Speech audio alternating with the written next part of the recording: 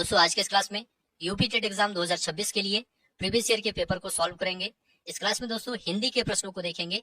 हिंदी से 30 प्रश्न UP TET exam में पूछा जाता है, तो 30 महत्वपूर्ण प्रश्नों को देखेंगे जो प्रीवियस ईयर एग्जाम में पूछे गए हैं। तो आप सभी लोग इस क्लास को पूरा ध्यान से देखिए, क्योंकि बहुत से प्रश्न यूपी टेट एग्जाम में प्रीवियस ईयर के रिपीट होते हैं।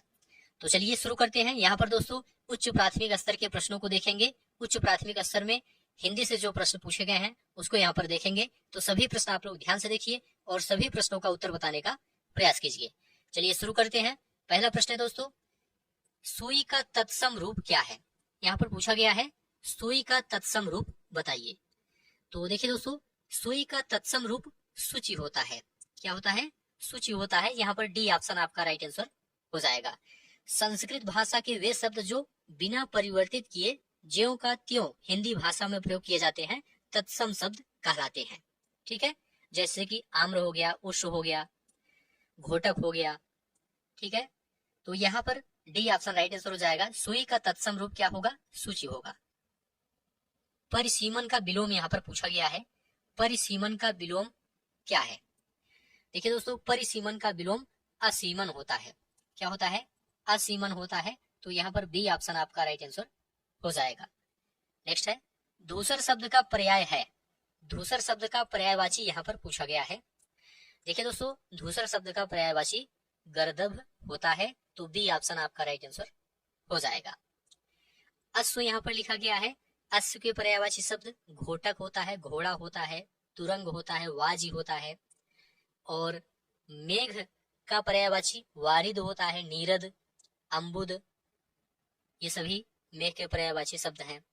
अजा यहाँ पर लिखा गया है। अजा के पर्यायवाची शब्द बकरी और छेरी। इस तरह से यहाँ पर बी ऑप्शन आपका राइट आंसर हो जाएगा। दूसरे शब्द का पर्यायवाची गर्दभ होगा। भूतो अर्थात जीवों द्वारा होने वाला दुख वाक्य के लिए एक शब्द बताइए। देखिए दोस्तों, भूतो अर्थात जीवों द्वारा होने वाला दुख वाक्य के लिए एक शब्द आधि भौतिक होता है। क्या होता है? आधि भौतिक होता है। डी ऑप्शन आपका राइट आंसर हो जाएगा। ऐसा कार्य जो स्वयं के लिए घातक हो वाक्य के लिए एक शब्द आत्मघाती होता है। देह या शरीर के द्वारा होने वाला दुख वाक्य के लिए एक शब्द आधि दैहिक होता है। देव अथवा प्रकृति द्वारा होने वाला दुख वाक्य के लिए एक शब्द आधि दैविक होता है। तो यहाँ पर डी ऑप्शन आपका राइट आंसर हो जाएगा। नेक्स्ट है, ऊंट की चोरी निहुरे निहुरे का अर्थ क्या है? ऑप्शन आप सभी के सामने है, आप लोग जल्दी से बताइए। देखिए दोस्तों, ऊंट की चोरी निहुरे निहुरे का अर्थ है बड़े काम छिपकर नहीं किए जा सकते। क्या है? बड़े काम छिपकर नहीं किए जा सकते। तो डी ऑप्शन आपका राइट आंसर हो जाएगा। नेक्स्ट है, निम्नलिखित में वाचन शिक्षण की विधि नहीं है। कौन सी वाचन शिक्षण की विधि नहीं है? ऑप्शन आप सभी के सामने है। देखिए दोस्तों, यहाँ पर राइट आंसर हो जाएगा व्याख्या विधि। व्याख्या विधि वाचन शिक्षण की विधि नहीं है। यहाँ पर बी ऑप्शन आपका राइट आंसर हो जाएगा। अन्य सभी वाचन शिक्षण की विधियां हैं। यहाँ पर बी ऑप्शन आपका राइट आंसर हो जाएगा। निम्नलिखित में अभिवृत्त्यात्मक उद्देश्य है। देखिए दोस्तों, भाषा और साहित्य में रुचि, भाषा और साहित्य में रुचि अभिवृत्त्यात्मक उद्देश्य है। अभिवृत्ति से आशय दोस्तों व्यक्ति के उस दृष्टिकोण से है जिसके कारण वह किन्हीं वस्तुओं या व्यक्तियों या संस्थाओं या परिस्थितियों, योजनाओं आदि के प्रति किसी विशेष प्रकार का व्यवहार करता है। तो यहाँ पर पहला ऑप्शन आपका राइट आंसर हो जाएगा, भाषा और साहित्य में रुचि। हिंदी साहित्य के इतिहास के संबंध में modern vernacular literature of Hindustan किसने लिखा है? तो देखिए दोस्तों, यहाँ पर आपका राइट आंसर हो जाएगा जॉर्ज अब्राहम ग्रियर्सन। यहाँ पर सी ऑप्शन आपका राइट आंसर हो जाएगा। हिंदी साहित्य के इतिहास के संबंध में modern vernacular literature of Hindustan पुस्तक के लेखक जॉर्ज अब्राहम ग्रियर्सन हैं। यहाँ पर सी ऑप्शन आपका राइट आंसर हो जाएगा। विरहिणी बावरी सी भई ऊंची चढ़ी अपने भवन में टेरत हाय दई ले अंचरा मुख असुवन पोछत उघरे गात सही, किसकी पंक्ति है? यहाँ पर पूछा गया है। तो देखिए दोस्तों, यह पंक्ति मीराबाई की है। यहाँ पर डी ऑप्शन आपका राइट आंसर हो जाएगा। मीराबाई की मुख्य रचना है दोस्तों राग गोविंद, गीत गोविंद और गोविंद का टीका। आदि मीराबाई की मुख्य रचनाएं हैं। तो यह पंक्ति दोस्तों मीराबाई की है। यहाँ पर डी ऑप्शन आपका राइट आंसर हो जाएगा। ऐसे ही प्रश्न दोस्तों यूपी टेट एग्जाम में पूछे जाते हैं उच्च प्राथमिक स्तर में। हिंदी का पहला पत्र है, हिंदी का पहला पत्र यहाँ पर पूछा गया है। तो देखिए दोस्तों राइट आंसर हो जाएगा उदंत मार्तंड। यहाँ पर सी ऑप्शन राइट आंसर हो जाएगा। हिंदी का पहला पत्र उदंत मार्तंड है।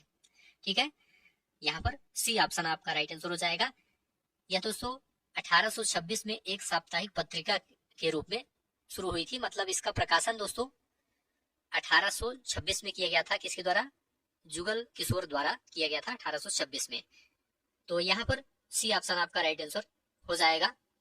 नेक्स्ट है, यहाँ पर दोस्तों गद्यांश दिया गया है। गद्यांश को पढ़ करके नीचे लिखे प्रश्नों का उत्तर देना है। तो जल्दी से आप लोग गद्यांश को देख लीजिए, पढ़ लीजिए, उसके बाद प्रश्नों को देखते हैं। तो यहाँ पर गद्यांश लिखा गया है, धर्म पालन करने के मार्ग में सबसे अधिक बाधा चित्त की चंचलता, यहाँ पर चंचलता होना चाहिए, उद्देश्य की अस्थिरता और मन की निर्बलता से पड़ती है। मनुष्य के कर्तव्य मार्ग में एक ओर तो आत्मा के बुरे भले कामों का ज्ञान, दूसरी ओर आलस्य और स्वार्थपरता रहती है। बस मनुष्य इन्हीं दोनों के बीच में पड़ा रहता है। अंत में यदि उसका मन यहाँ पर होगा पक्का, यहाँ पर गलत लिखा गया है, यदि उसका मन पक्का हुआ तो वह आत्मा की आज्ञा मानकर अपना धर्म पालन करता है। पर उसका मन दुविधा में पड़ रहा है तो स्वार्थपरता उसे निश्चित ही घेरेगी और उसका चरित्र घृणा के योग्य हो जाएगा। इसलिए यह बहुत आवश्यक है कि आत्मा जिस बात को करने की प्रवृत्ति दे उसे बिना स्वार्थ सोचे झटपट कर डालना चाहिए। इस संसार में जितने बड़े बड़े लोग हुए हैं, यहाँ पर बड़े होना चाहिए, बड़े बड़े लोग हुए हैं, सभी ने अपने कर्तव्य को सबसे श्रेष्ठ माना है। क्योंकि जितने कर्म उन्होंने किए उन सब ने अपने कर्तव्य पर ध्यान देकर न्याय का बर्ताव किया। जिन जातियों में यह गुण पाया जाता है वे ही संसार में उन्नति करती हैं और संसार में उनका नाम आदर से लिया जाता है। जो लोग स्वार्थी होकर अपने कर्तव्य पर ध्यान नहीं देते वे संसार में लज्जित होते हैं और सब लोग उनसे घृणा करते हैं। चलिए इस पर आधारित प्रश्न यहाँ पर देखते हैं। धर्म पालन करने में बाधा डालने वाली प्रवृत्तियां कौन सी हैं? तो यहाँ पर राइट आंसर हो जाएगा कमजोर मन, उद्देश्य का निश्चित न होना तथा चंचल मनोवृत्त का होना। तो यहाँ पर सी ऑप्शन आपका राइट आंसर हो जाएगा। नेक्स्ट है, संसार के बड़े बड़े लोगों ने सबसे श्रेष्ठ माना है। किसको सबसे श्रेष्ठ माना है? तो गद्यांश के आधार पर राइट आंसर हो जाएगा अपने कर्तव्य को। संसार के बड़े बड़े लोगों ने अपने कर्तव्य को श्रेष्ठ माना है। नेक्स्ट है, निर्बलता शब्द में उपसर्ग और प्रत्यय का सही विकल्प है। निर्बलता शब्द में उपसर्ग और प्रत्यय का सही विकल्प कौन सा है आपको यह बताना है। तो सही विकल्प है निर धन बल धन ता। सी ऑप्शन आपका राइट आंसर हो जाएगा। उपसर्ग उस शब्दांश या अव्यय को कहते हैं जो किसी शब्द के पहले आकर विशेष अर्थ प्रकट करता है। ठीक है, और शब्दों के बाद जो अक्षर या अक्षर समूह लगाया जाता है उसे प्रत्यय कहते हैं, जो अंत में लगता है शब्दों के अंत में। तो यहाँ पर सी ऑप्शन आपका राइट आंसर हो जाएगा। कायर की भाववाचक संज्ञा यहाँ पर पूछा गया है। देखिए दोस्तों, कायर की भाववाचक संज्ञा कायरता है। क्या है? कायरता है। जिस संज्ञा शब्द से व्यक्ति या वस्तु के गुण धर्म दशा अथवा व्यापार का बोध होता है उसे भाववाचक संज्ञा कहते हैं। नेक्स्ट है, अपना मतलब निकालने वाला के लिए उचित शब्द क्या है? अपना मतलब निकालने वाले के लिए उचित शब्द स्वार्थी है। क्या है? स्वार्थी है। सी ऑप्शन आपका राइट आंसर हो जाएगा। ये सभी प्रश्न दोस्तों यूपी टेट एग्जाम में पूछे गए हैं जूनियर स्तर में। सूफी संतों की शैली है। सूफी संतों की शैली के बारे में पूछा गया है। तो देखिए दोस्तों, सूफी संतों की शैली मसनवी है। क्या है? मसनवी है। यहाँ पर डी ऑप्शन आपका राइट आंसर हो जाएगा, मसनवी। नेक्स्ट है, गुड़िया भीतर गुड़िया के रचनाकार कौन है? गुड़िया भीतर गुड़िया के रचनाकार कौन है? तो राइट आंसर हो जाएगा मैत्रेयी पुष्पा। गुड़िया भीतर गुड़िया के रचनाकार मैत्रेयी पुष्पा है। यहाँ पर डी ऑप्शन आपका राइट आंसर हो जाएगा। उषा प्रियवदा की रचनाएं हैं दोस्तों, शेष यात्रा, कितना बड़ा झूठ, ये इनकी रचनाएं हैं। प्रभा खेतान की रचनाएं हैं अन्य से अनन्या, जो कि काफी पॉपुलर है। अहल्या। कृष्णा सोबती की रचनाएं हैं बादलों के घेरे, और जिंदगी नामा। यहाँ पर डी ऑप्शन आपका राइट आंसर हो जाएगा। सौ अजान एक सुजान के रचनाकार का नाम है। सौ अजान एक सुजान के रचनाकार का नाम क्या है? तो राइट आंसर हो जाएगा बाल कृष्ण भट्ट। सौ अजान एक सुजान के रचनाकार का नाम बाल कृष्ण भट्ट है। ठीक है। सरदार पूर्ण सिंह की रचनाएं है दोस्तों सच्ची वीरता, कन्यादान, पवित्रता, से याद रखिएगा। बाल मुकुंद गुप्त की रचनाएं है हरिदास, खिलौना, खेल। बद्री नारायण चौधरी की रचनाएं है हास्य बिंदु, कजली, कादम्बिनी आदि। यहाँ पर डी ऑप्शन आपका राइट आंसर हो जाएगा। गोस्वामी तुलसीदास का निधन वाराणसी के किस घाट पर हुआ था? तो देखिए दोस्तों राइट आंसर हो जाएगा 80 घाट पर हुआ था। यहाँ पर डी ऑप्शन राइट आंसर हो जाएगा। गोस्वामी तुलसीदास का निधन वाराणसी के 80 घाट पर हुआ था। नेक्स्ट है भक्तमाल के रचनाकार हैं। भक्तमाल के रचनाकार कौन है? देखिए दोस्तों भक्तमाल के रचनाकार नाभादास है। सी ऑप्शन आपका राइट आंसर हो जाएगा। और सुंदर दास की रचनाएं हैं ज्ञान समुद्र, सुंदर विलास, प्रदीपिया आदि। केशव दास की रचनाएं हैं रसिक प्रिया, कवि प्रिया, रामचंद्रिका। ये केशव दास की रचनाएं हैं। विष्णुदास की रचनाएं हैं सीता स्वयंवर जो कि नाटक है। तो सी ऑप्शन आपका राइट आंसर हो जाएगा। पंकज में कौन सा समास है? पंकज में कौन सा समास है? तो राइट आंसर हो जाएगा बहुब्रीहि समास है। ये ऑप्शन आपका राइट आंसर हो जाएगा। पंकज में बहुब्रीहि समास है। ठीक है। समास में आए पदों को छोड़कर जब किसी अन्य पदार्थ की प्रधानता हो तब उसे बहुब्रीहि समास कहते हैं। तो यहाँ पर ये ऑप्शन आपका राइट आंसर हो जाएगा। नेक्स्ट है अयोगवाह कहा जाता है। अयोगवाह किसे कहा जाता है? देखिए दोस्तों अनुस्वार एवं विसर्ग को, अनुस्वार एवं विसर्ग को, अनुस्वार एवं विसर्ग को अयोगवाह कहा जाता है। अनुस्वार और विसर्ग ना तो स्वर है ना व्यंजन, किंतु ये स्वरों के सहारे चलते हैं। स्वर और व्यंजन दोनों में इनका उपयोग होता है। तो यहाँ पर डी ऑप्शन आपका राइट आंसर हो जाएगा। एक और अजगर ही लख, एक और मृगराय, विकल बटो ही बीच ही परयो मूर्छा खाए। इस पंक्ति में, इन पंक्तियों में प्रयुक्त रस है, इसमें कौन सा रस है? तो इसमें दोस्तों भयानक रस है। यहाँ पर बी ऑप्शन राइट आंसर हो जाएगा भयानक रस। किसी भयानक दृश्य को देखने से उत्पन्न भय की परिपक्वता को भयानक रस कहते हैं। भयानक रस का अस्थायी भाव भय होता है, इसे आप लोग ध्यान रखिएगा। से विभक्ति निम्न में से किस कारक के लिए प्रयुक्त होता है? तो इसी तरह से प्रश्न दोस्तों यूपी टेट एग्जाम में पूछे जाते हैं। सभी प्रश्न ध्यान से देखते हुए चलिए। देखिए दोस्तों यहाँ पर आपका राइट आंसर हो जाएगा करण। से विभक्ति करण कारक के लिए प्रयुक्त होता है। ठीक है। यहाँ पर पहला ऑप्शन आपका राइट आंसर हो जाएगा। उसने नहाकर भोजन किया, इस वाक्य में नहाकर निम्नांकित में से किस क्रिया का उदाहरण है? तो देखिए दोस्तों यहाँ पर आपका राइट आंसर हो जाएगा पूर्वकालिक क्रिया। पहला ऑप्शन आपका राइट आंसर हो जाएगा। उसने नहाकर भोजन किया वाक्य में नहाकर शब्द पूर्वकालिक क्रिया का उदाहरण है। क्यों? क्योंकि इससे नहाने की क्रिया की समाप्ति के साथ ही भोजन करने की क्रिया का बोध होता है। जब कर्ता एक क्रिया समाप्त कर उसी क्षण दूसरी क्रिया में प्रवृत्त होता है तब पहली क्रिया पूर्वकालिक कहलाती है। तो यहाँ पर पूर्वकालिक क्रिया पहला ऑप्शन आपका राइट आंसर हो जाएगा।